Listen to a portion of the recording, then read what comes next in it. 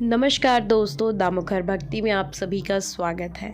आज के हम अपने वीडियो में जानेंगे कि आखिर श्री कृष्ण की मृत्यु कैसे हुई और इनके पीछे का रहस्य क्या है।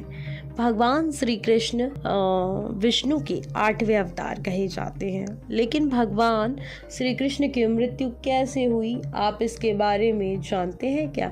आपने कभी सोचा है कि भगवान की मृत्यु क्यों हुई? आखिर वो तो भगवान थे और उनकी मृत्यु के बाद क्या हुआ आखिर?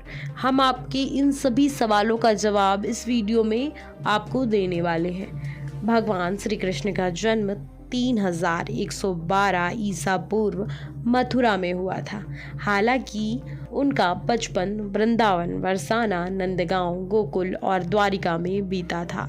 बताया जाता है कि महाभारत के युद्ध के बाद श्री कृष्ण ने द्वारिका पर 36 वर्षों तक राज किया था, जिसके बाद उन्होंने अपने देह का त्याग कर दिया था। उस समय उनकी आयु लगभग 125 वर्ष की थी। दरअसल उनकी मृत्यु के पीछे की वजह 2 श्राप थे। आइए आज हम वही 2 श्राप के बारे में आपको बताते हैं।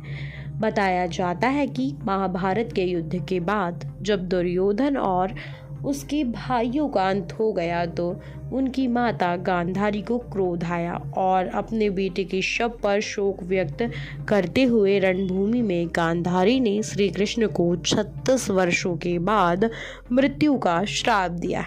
यह सुनकर पांडव चकित रह गए, लेकिन श्री कृष्ण मुस्कुराते हुए उन्होंने इस अभिशाप को भी स्वीकार किया। इसके बाद ठीक 36 वर्षों के बाद उनकी मृत्यु हो गई और उनकी मृत्यु एक शिकारी के हाथों हुई। भगवत पुराण में बताया जाता है कि एक बार श्री कृष्ण के पुत्र सांबा ने शरारत करने की सोची और सांबा अपने मित्रों के साथ एक स्त्री का वेश धारण कर ऋषि मुनियों से मिलने गए। स्त्री के वेश में सांबा ने ऋषियों से कहा कि वह गर्भवती है। यदुवंश कुंवारों की इस शरारतों से ऋषियों ने क्रोध में आकर श्राप दिया कि तुम एक ऐसे लोहे के तीर को जन्म दोगे जो तुम्हारे पूरे कुल का सर्वनाश कर देगा।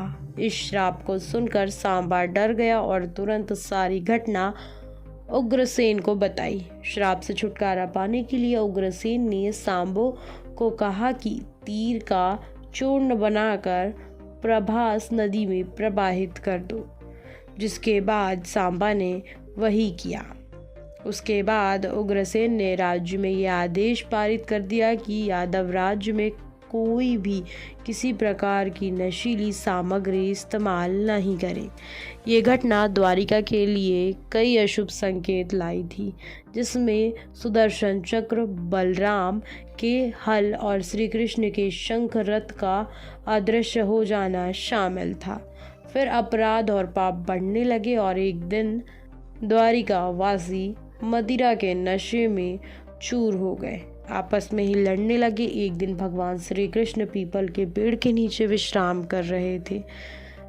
तब जरा नाम का एक वहेली आया और उसने श्री कृष्ण को हिरण समझकर उन पर तीर का प्रहार कर दिया, जिसके बाद श्री कृष्ण ने अपने देह का त्याग कर दिया। दरअसल ये तीर उसी लोहे के तीर का अंश था जिसे सांबा ने उग्रसेन के कहने पर चूर्ण बनाकर प्रवाहित कर दिया था।